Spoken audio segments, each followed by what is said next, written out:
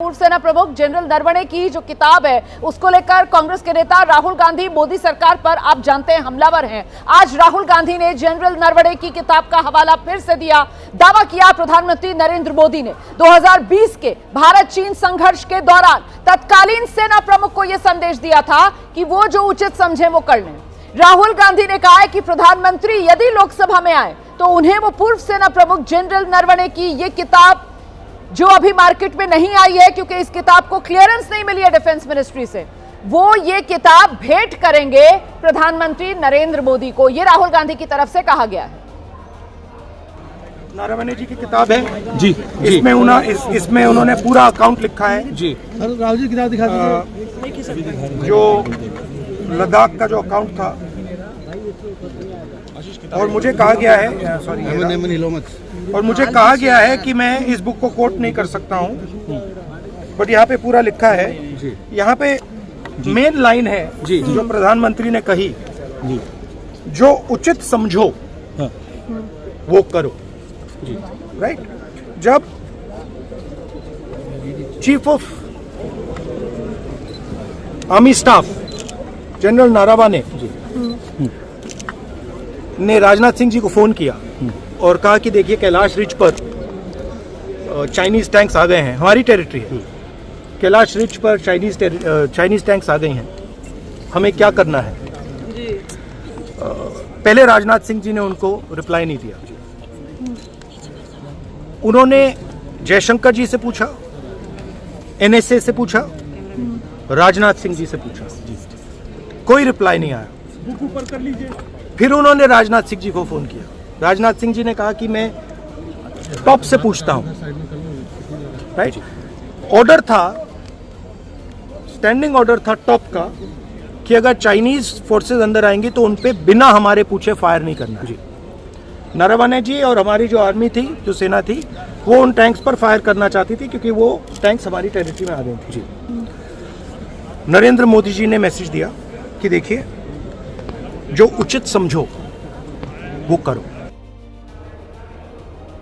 तो राहुल गांधी खुलकर वो आरोप जो वो सदन में लगाना चाह रहे थे सरकार पर, वहां तो वो नहीं लगा पाए, लेकिन मीडिया के सामने आकर अपने उन आरोपों को दोहरा रहे हैं कि मामला राष्ट्रीय सुरक्षा से जुड़ा हुआ था और राष्ट्रीय सुरक्षा से जुड़े मुद्दे पर जनरल नरवणे ने जब चीन की तरफ से अग्रेशन होते हुए देखा तो फिर क्योंकि उन पर पहले ये ऑर्डर था कि बिना सरकार की परमिशन के वो कोई स्टेप नहीं लेंगे, सरकार से वो ऑर्डर लेना चाह रहे थे और सरकार की तरफ से उन्हें कोई निर्देश नहीं दिए जा रहे थे।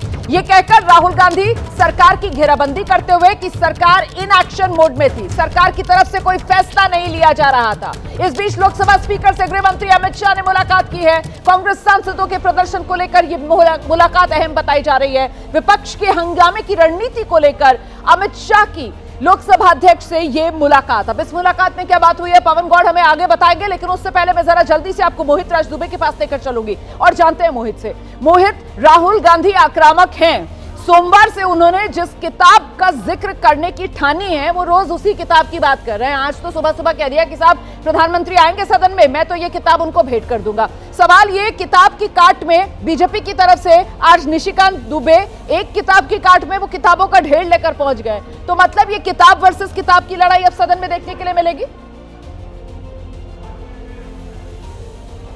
बिल्कुल रोमाना, आपने बात सही कही है कि किताब वर्सेस किताब की लड़ाई सदन के भीतर और सदन के बाहर दिखाई दे रही है। राहुल गांधी का सीधे तौर पे आरोप है कि जिस तरीके से जनरल नरवणे की किताब 4 स्टार्स ऑफ डेस्टिनी का वो जिक्र कर रहे थे, आखिर उस किताब के को जिक्र करने से क्यों रोका जा रहा है। जब चीन के मसले पर राहुल गांधी बोलना चाहते हैं तो सदन में उनको क्यों नहीं बोला जा रहा है। इसी मुद्दे को लेकर आपको बता दें कि सदन के भीतर सदन के बाहर लगातार हंगामा हो रहा है और प्रियंका गांधी ने थोड़ी देर पहले कहा है कि जब तक नेता प्रतिपक्ष राहुल गांधी को बोलने नहीं दिया जाएगा तब तक वो सदन को चलने नहीं देंगी। यानी प्रधानमंत्री नरेंद्र मोदी जब सदन के भीतर बोलेंगे उस वक्त भी कांग्रेस पार्टी के सांसद प्रदर्शन करते हुए नजर आएंगे। उनके हाथों में तख्तियां होंगी और इसको लेकर भी रणनीति बना ली गई है। लेकिन जिस तरीके से निशिकांत दुबे ने सदन के भीतर जवाहरलाल नेहरू, इंदिरा गांधी को लेकर जिक्र किया है, उसके बाद कांग्रेस पार्टी के सांसद आग बबूला हो गए, प्रियंका गांधी आग बबूला हो गई और सारे के सारे सांसद 99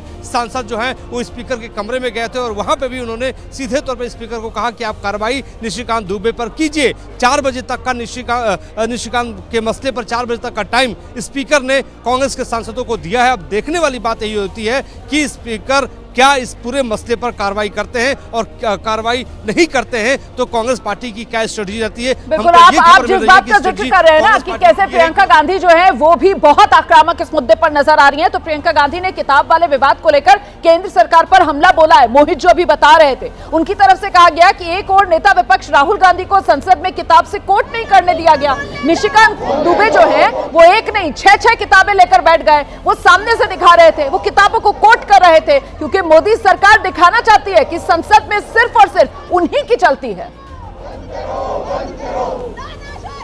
जो लीडर ऑफ ऑपोजिशन है वो खुद एक व्यक्ति नहीं है, वो एक प्रतिनिधि है पूरे विपक्ष का। मतलब कि जिसने वोट दिया इन सब सांसदों के लिए उनके प्रतिनिधि हैं। आप उनका मुंह बंद करना चाहते हो, वो एक किताब से कोट कर रहे हैं, आप उस किताब से कोट नहीं करने दे रहे हैं। और कोई सरकार किसी को रोज रोज खड़ा कर देगी और वो तमाम फिजूल की बातें ऐसी, फिर वही नेहरू की बातें, फिर नेहरू। तो सुना आपने कांग्रेस किस तरीके से आक्रामक है। निशिकांत दुबे पर एक्शन हो, ये मांग कांग्रेस की तरफ से की जा रही है।